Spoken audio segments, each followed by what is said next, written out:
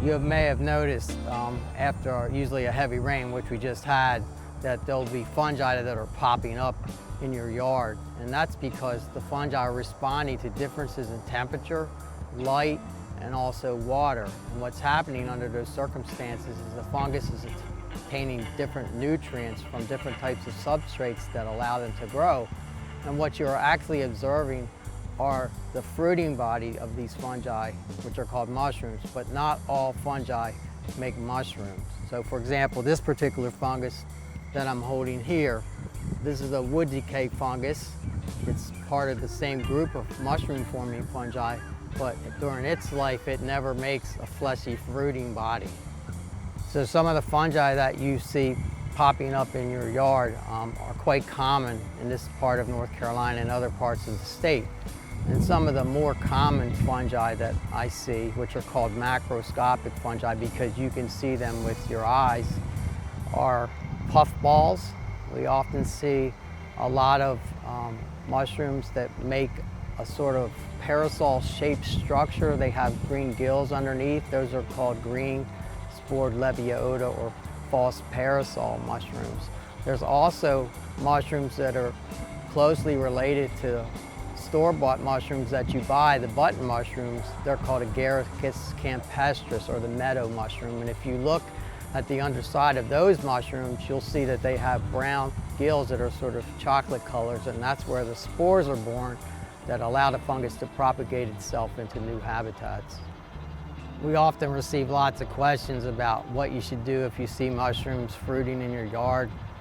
And my comment on that is that you should try to be able to recognize the toxigenic or poisonous species. But I can tell you from personal experience of almost more than 30 years, we've received lots of different reports and suspected cases of poisoning, and it's typically a young child or a pet, particularly a dog, that has consumed the mushroom. But I'm happy to report that no one has died as a result of consuming those fungi, and in general, those are mostly not poisonous fungi that they ingested. But if you're concerned about your pets or your children consuming these mushrooms and you may not have the identity of them, it's okay to just go ahead and harvest them. You would put them in a paper bag and then you just throw them in the trash.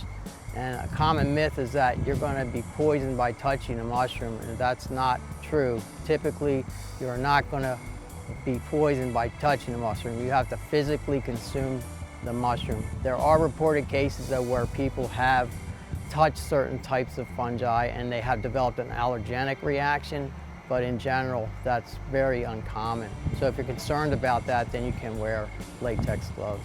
Yeah, so as you probably can imagine, these fungi are capable of growing in almost any environment. They've even been found under ice. They've been found on nuclear core reactors where you had like these nuclear accidents in Chernobyl many years ago. So they inhabit a lot of different habitats. They can live on the edge of hot springs, but typically in North Carolina, we find them in all different types of habitats. You can find them in grass, you can find them in woods, you can find them on sand and the beach, you can find them in water. So they pretty much have the ability to colonize a lot of different habitats. So you may be wanting to know about what fungi do in the environment. They do lots of things, right?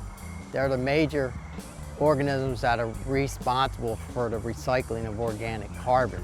They are also associated with a lot of different plant species that help the plants grow. And we've been able to actually use fungi over the years to actually, find unique medicines that we can treat people with. For example, penicillin was developed from fungi. A lot of the cholesterol drugs were derived from fungi. A lot of the detergents that you use in your house actually have enzymes from fungi that are very useful. So fungi are very useful other than just a food-based product.